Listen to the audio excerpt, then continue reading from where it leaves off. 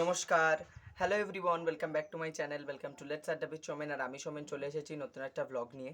আজকে তোমাদের অনেকগুলো প্রশ্নের উত্তর দেবো। আজকে একটা প্রশ্নেরই স্পেসিফিক্যালি উত্তর দিতে গিয়ে অনেকগুলো কথা বলতে হবে। আমার কাছে একটা প্রশ্ন বহুদিন ধরেই ঘোরাফেরা করছে, হয়তো কিছু জনের মাথায় এই জিনিসটা আসে বা তারা সত্যি কথা আমাকে নিয়ে ভাবে ভীষণভাবে। আমি তার জন্য ব্লেসড আমি মনে করি। তো তোমাদেরকে একটা কথা বলি যে আমাকে জিজ্ঞেস করেছে একজন কোয়েশ্চেন, আমারই আড্ডা ফ্যামিলির একজন মেম্বার, যে আমার বাবা চলে যাওয়ার পরে আমার মা কিভাবে আমাদের সংসারটা চালাতেন বা আমাদের সংসার কিভাবে চলতো, আমার মা কি কাজ করতো। যেহেতু আমি বলেছি আমার মা কাজ করতো, আমিও করেছি, তো সেইটাই আজকে এই ভিডিওতে তোমাদের সাথে পুরোটা শেয়ার করব।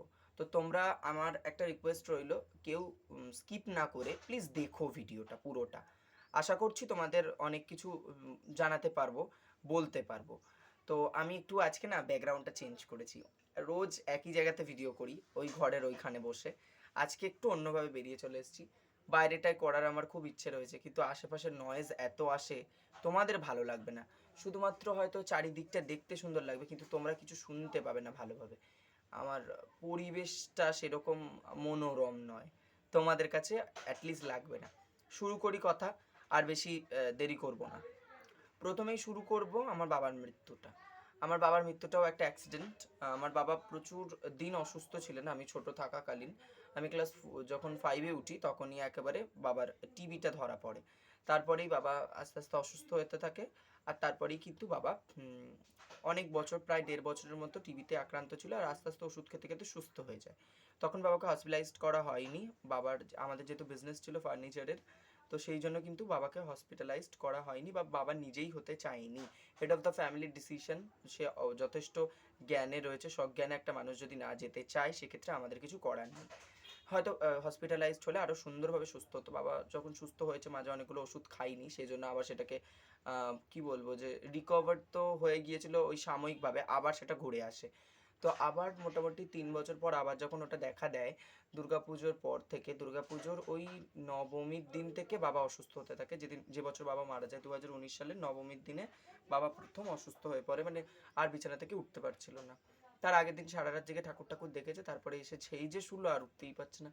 কিন্তু ঘুম ঘুম হচ্ছিল না বাবার। বাবা বলেছে ঘুম হচ্ছে না, প্রায় 10 দিনের মতো ঘুম হয়নি। তারপরে বাবাকে লক্ষ্মী পুজোর পরের দিন হসপিটালাইজড করা হয়, কারণ বাবা আর পারছে না। তখন হসপিটালে নিয়ে যাওয়া হয়েছিল আর কি, আমাদের বাবাকে বেশিরভাগ সময় নিয়ে যাওয়া হতো ওই অক্সিজেনটা দিতে, কারণ বাবা তো অ্যাসমার প্রবলেম ছিল সেই জন্য। তো বাবাকে যখন ওখানে নিয়ে যায়, তো ভেবেছিল হয়তো ছেড়ে দেবে, কিন্তু সেবারে হসপিটাল থেকে ভর্তি নিয়ে নেয় বাবার কন্ডিশন দেখে। তখনই রিপোর্ট করা হয়, এবং সমস্ত টেস্টের পর রিপোর্টের যেহেতু সব কিছু ডিটেলসগুলো দিদি নিচ্ছিল, তো দিদি একটু দুঃখিত ছিল, কারণ দিদিকে ডক্টর ডেকে বলেছিল যে খুব জোর হলে তুমি হয়তো 2-2.5 বছর বাঁচাতে পারবে, এর বেশি নয়। তো আমরা সেই আশাতেও ছিলাম, একটা মানুষ যদি বলে না, নেই মামার চেয়ে কানা মামা তো ভালো, এইটাই। আমাদের কপালে সুখ সহ্য হলো না, আমরা কিছু বছর সুখে ছিলাম, ভালো ছিলাম, কিন্তু ওই বাবা চলে যাওয়া থেকে আমাদের দুঃখের শুরুটা। আজ অবধি আমি আর কি সুখেই রয়েছি। তো বাবা তারপরে 4 দিন ভর্তি ছিল ওখানে, আমার এখনো মনে আছে। শুক্রবার দিন, শুক্রবার বা বৃহস্পতিবার হবে, বাবা এরকম ভর্তি হয়েছে। হ্যাঁ, বৃহস্পতিবারই সম্ভবত ভর্তি হয়েছিল। বৃহস্পতি, শুক্র, শনি, রবি 4 দিন ভর্তি ছিল। সোমবার দিন সকালে বাবা মারা যায়, তবে আমরা খবর পাই অনেক বেলাতে, ওই 2টো নাগাদ খবর পাই যে বাবা আর নেই। তো আমি তখন ঘরে একা ছিলাম, আর মা দিদি গিয়েছিল, বলেছিল যে বাবার নাকি ওটি হবে। তো ওটি না, ওটাকে কি বলে, বাবাকে আমি নিজেও ঠিক, আইসিইউতে নিয়ে যাওয়া হবে। আমি না এই মেডিকেলের বিষয় খুব একটা তো জানি না, হয়তো কিছু কিছু জিনিস জানি, তাও ভুলে গেছি, তাই একটু বলতে অসুবিধা হচ্ছে, ক্ষমা প্রার্থী তার জন্য। আইসিইউতে নিয়ে যাওয়া হবে, তো তার জন্য কিছু টাকার দরকার। তো মা যথারীতি বাবার যেখানে টাকা রাখতো সেখান থেকে বার করে নিয়ে তারপর যায় দিদির সাথে। কিন্তু ওটা ছিল মাকে দিয়ে একটা সাইন করানো, যে ওখান থেকে তো বাড়ির লোক সাইন না করলে কিছু হবে না। যারা ছিল তারা, মানে বাবার কাছে ছিল তারা হচ্ছে সবাই আমাদের সারাউন্ডিংয়ের মানুষ, তবে তাদের সাথে আমাদের কোনো ব্লাড রিলেশন নেই। তবে আমি মনে করি তারাই আমার আমার সব থেকে বড় রিলেটিভ। যাদের সাথে ব্লাড রিলেশন ছিল তারা তো কোনো দিনই কেউ কিছু করেনি। তো তারপরে সেখানে যাওয়া হয়, তারপরে তো ওখান থেকে আমরা যখন মা আর দিদি আসলো, তখন তো দিদি খবর পেয়ে গেছে, মাও খবর পেয়ে গেছে যে মারা গেছে। মা একটু স্ট্রং ছিল, দিদি পুরো কান্নায় ভেঙে পড়েছে। আমিও তো খুব কাঁদছিলাম, কিন্তু মা সত্যি কথা বলতে সেই সময় স্ট্রং হয়তো মেন্টালি থাকার চেষ্টা করেছে, কারণ মা জানে যে আর কেউ নেই। আমি তো একা হয়ে পড়লাম তখন, সম্ভবত দিদি তো বিবাহিত তার আগে থেকেই ছিল। সেই থেকে আমাদের কষ্টের শুরুটা। এবার তোমাদের বলি, বাবা মারা গেছে 2019 সালের 21শে অক্টোবর। তো তারপর থেকেই 21শে অক্টোবর, হ্যাঁ 21শে অক্টোবর মারা যায়, এবং তারপর থেকে তো 1-1.5 মাস মোটামুটি ঠিকঠাকই চলছিল। প্রত্যেকে অনেকে হেল্প করেছে, অনেকে। তারপরে এইভাবে চলতে, আর সামান্য কিছু সেভিংস সত্যিই ছিল, না হলে তো কখনোই এগিয়ে যাওয়া সম্ভব না। তারপরে 2020 সালে লকডাউন চলে এলো, বুঝতেই পারছো। তখন চারিদিকে আমাদের এখানে ত্রাণ দিত। আমার মা তো কোথাও খুব একটা বেরোতো না। বিশ্বাস করবে না তোমরা, যে যেখানে বলতো সেখানে চলে যেতাম। যে 1 কেজি চাল, 200 গ্রাম ডাল, আলু, পেঁয়াজ এগুলো তো পাবো, কিছু মশলা তো পাবো, নিয়ে নিয়ে চলে আসতাম সেখানে গিয়ে ছুটে ছুটে। তো এরকমভাবে চললো। 2020 সালের শেষ দিকটা আসতে থাকলো, বাবার বাৎসরিকটাও হয়ে গেল, তখনও মা কিছু করে না, ওই যা হোক করে চলছে। আফটার লকডাউন আমরা একটা জিনিস শুরু করেছিলাম, আমাদের বাড়ির কাছে একটা পেপারের কোম্পানি আছে, যেখানে ওই পুরোনো পেপারের বাংলা পেপার আর ইংলিশ পেপার সব মিক্সড থাকে, সেগুলোকে বাংলাটা আলাদা করতে হয়, ইংলিশটা আলাদা করতে হয়। তো আমার বাড়িতে জিনিস নিয়ে আমরা করতে শুরু করলাম, যেটা বাবা বেঁচে থাকাকালীন আমরা করতাম, আর আমারই এক কাকা সেটা বেঁধে দিত। তো তারপরে সেই কাজটাও ঠিক মতো আর চললো না। আমরা 1 মাসের মতো করেছিলাম, অনেক ভালো হচ্ছিল, কিন্তু সেটাও জানি না কেন ভগবানের দয়ায় যেভাবে হোক সেটা আর হলো না। তো তারপরে সেটাও বাদ চলে গেল। তারপরে আমরা এইভাবে চলতে থাকলাম, পুজোটা কাটলো। মা তারপরে একটা কোম্পানিতে কথা বললো, যেটা হচ্ছে প্লাস্টিকের যে তোমরা লোগোগুলো দেখো, সে হতে পারে তোমার ওই কোনো চা পাতার প্যাকেট বা যে কোনো কিছু, সেই সব প্যাকেটের যে লোগোগুলো ওপরে থাকে সেগুলো প্রিন্ট হয়ে হয়ে মেশিন থেকে বেরোতে থাকে, এবং সেগুলো খুব স্পিডে বেরোয়। 100টা করে গুনে তারপরে ওটাকে একটা গার্ডার দিয়ে সাইড করে দিতে হয়, যেটা মা যেই কাজটায় ঢোকে। কিন্তু সেখানে যখন কাজে ঢোকে, সেখানে প্রচুর মানুষের ওই যে একটা ছিল যে মানে, আমার মা তো একটু বয়স্ক, একজন অলমোস্ট 50 এজের মানুষ, যে আগে কোনো দিন কাজ করেনি, সে তো এমন হতে পারে না যে একটা মেশিনটা কিছু খারাপ হলে নিজে নিজেই করতে পারবে, ঠিক।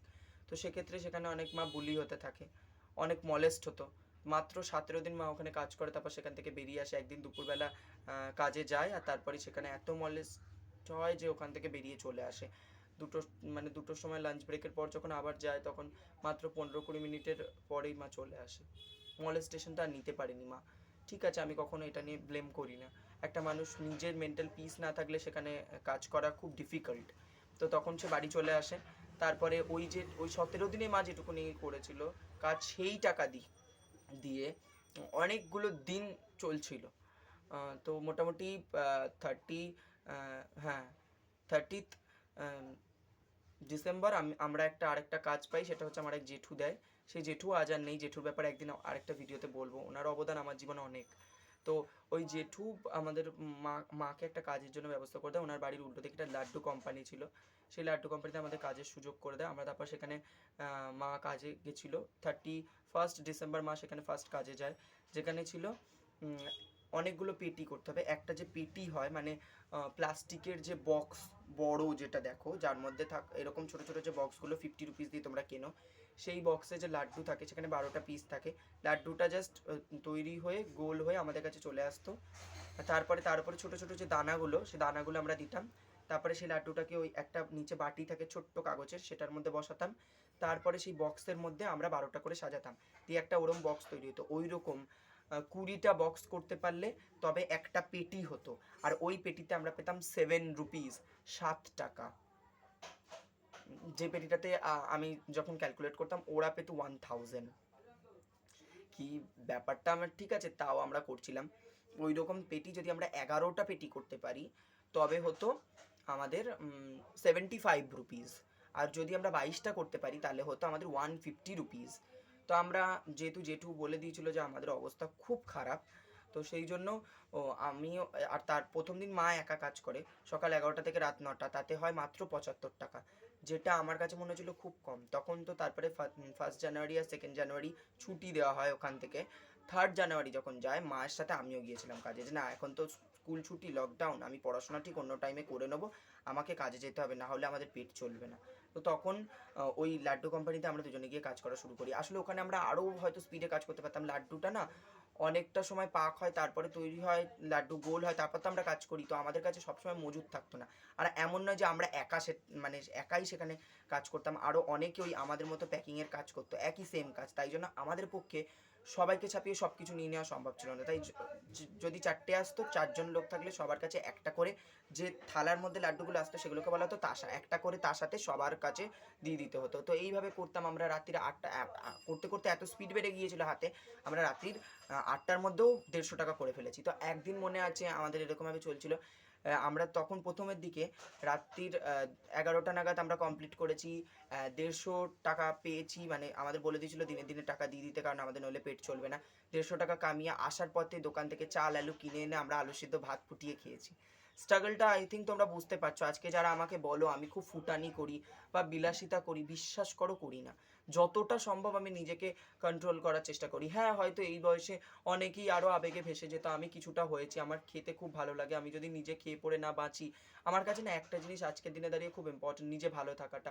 আমার মা বাবা এত কষ্ট করেছে লাইফে কিচ্ছু অ্যাচিভ করতে, মানে তারা অ্যাচিভ করতে মানে কি আমাদেরকেই যা তৈরি করে দিয়ে গেছে, তারপরে তারা নাথিং এলস টু ডু। তো আমার মনে হয় যে আমি যতদিন বাঁচবো ততদিন আনন্দে বাঁচবো। আমার মা তো শুধু কষ্ট করে করেই চলে গেল, আমার বাবাও তো তাই করে চলে গেল, কিন্তু আমি আমার জীবনটাকে সেটা হতে দেবো না। আমি সবসময় মনে করি আমি যদি একদিনও বাঁচি, আমার জীবনে যেন আগামীকাল বলে কিচ্ছু না থাকে। আমি আজকে এমন প্রাণ খুলে বাঁচবো, এত আনন্দে বাঁচবো, যাতে আমাকে কেউ কোনোদিন বলতে না পারে ওই ছেলেটা দুঃখী ছিল একদিন। তাই আমি না খাওয়া দাওয়া নিজের যা যা ভালো লাগে সব করি। বিশ্বাস করো, তাতে আমাকে কে কী বললো আমার কিচ্ছু যায় আসে না। আমি নিজেকে ভালো রাখতে চাই, নিজেকে ভালোবাসতে চাই, সেইভাবেই এগিয়ে যাই। তবে আমার কাছে একটা দুঃখের জায়গা ভীষণ, যে আমার মাকে আমি বাঁচিয়ে রাখতে পারলাম না। এত কষ্ট, এত স্ট্রাগলের পর যদি মা থাকতো আজকের এই দিনটাতে, এই যে পেমেন্ট আসছে সেটাতে আমি যদি মাকে একটা দানা খাওয়াতে পারতাম, এটা আমার কাছে অনেক বড় প্রাপ্তি ছিল। তো তারপরে ওই কাজটা পরে মা একটা বাড়িতে কাজ পেয়ে যায়। সেই কাজটা হচ্ছে অনেকটা কম টাইমের, কিন্তু ওর থেকে অনেকটা বেশি টাকার। আর আমি তো সবসময় এটা করা সম্ভব ছিল না, কারণ আমার স্কুলটা এবার আস্তে আস্তে ওপেন হতে থাকলো। জানুয়ারি অবধি আমরা ওখানে কাজ করি, ফেব্রুয়ারিতে আমার স্কুল খুলে যায়, আর মার্চ থেকে মা একটি কাজ পেয়ে যায়। তো যে বাড়িতে কাজ পায়, সে বাড়িতে ঘর মোছা বাসন মাজার কাজ। অনেকে বলবে যে এখানে কেন আমি এই কথাটা বলছি, এটা খুব তো লজ্জার। আমার মা হয়তো অনেক সময় বলতে চাইতো না। আমি মনে করি রাস্তাও যদি কেউ ঝাড় দেয়, কেউ যদি সৎ পথে থেকে যত নিচু স্তরে, উঁচু নিচু তো আমরা তৈরি করেছি, উঁচু নিচু কাজ হয় না, আমরা তৈরি করেছি। ওই কাজটা উঁচু, যে হয়তো কোনো বিল্ডিংয়ে বসে চাকরি করছে সেই কাজটা উঁচু, আর যে হয়তো রাস্তায় নেমে কাজ করছে সে হয়তো নিচু।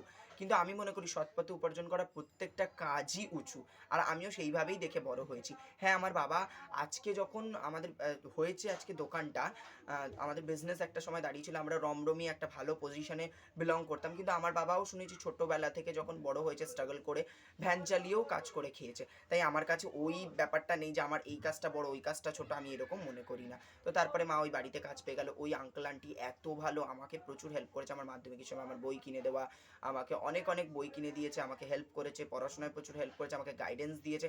তো আমি এই সব কিছুর পরে ওনাদের বাড়ি কাজ করতে করতেই মা অসুস্থ হয়ে পড়ে, এই গত বছর সেপ্টেম্বরে হসপিটালাইজড হয়। তারপরে তো মায়ের এমন কন্ডিশন হয় যে ওনার বাড়ি কাজটা ছেড়ে দিতে হয়। ওনার বাড়ি বিগত 3 বছর ধরে, মোটামুটি 2.5-3 বছর ধরে কাজ করছিলেন। ওইভাবেই তো তারপরে তো মা চলেই গেল। এই ছিল জার্নি, তোমাদেরকে একটা ছোট্টর মধ্যে যতটা সম্ভব কম করে বলার চেষ্টা করলাম। এই 3 বছরের 3-4 বছরের কথা না অনেক, এই 10-15 মিনিটের ভিডিও করতে বলা সম্ভব না। আমি অনেক রোজ অল্প অল্প করে কিছু কিছু করে অ্যাড করবো, কিন্তু মেন স্টোরিটা এটাই। তোমাদেরকে বললাম অনেক স্ট্রাগল স্টোরি আছে। আমি খুব চাই যে জোশটকে যেতে। আমাকে দীপ্তিদি খুব বলে তুই জোশটকে যা, তোর লাইফে এত কিছু, তুই সব কিছু গিয়ে ওখানে শেয়ার কর, তোর দেখে কত মানুষ ইন্সপায়ার হবে বলতো। তোর চ্যানেল থেকেও তো ওখানে একটা হিউজ অডিয়েন্স আছে, তারা খুব ইন্সপায়ার হবে। তো আমি খুব শীঘ্রই ওখানে যাব, তোমাদেরকে আজকেই বললাম। তো এইটুকুই ছিল আজকের ভিডিও। কেমন লাগলো জানিও, আর ভিডিওটি যদি ভালো লেগে থাকে তাহলে এখনই লাইক করো, সাবস্ক্রাইব করো চ্যানেলটা। আর তোমরা যারা যারা এই প্রশ্নটা করেছিলে, আশা করি তোমাদের প্রশ্নের আমি সঠিক উত্তর দিতে পেরেছি। ধন্যবাদ।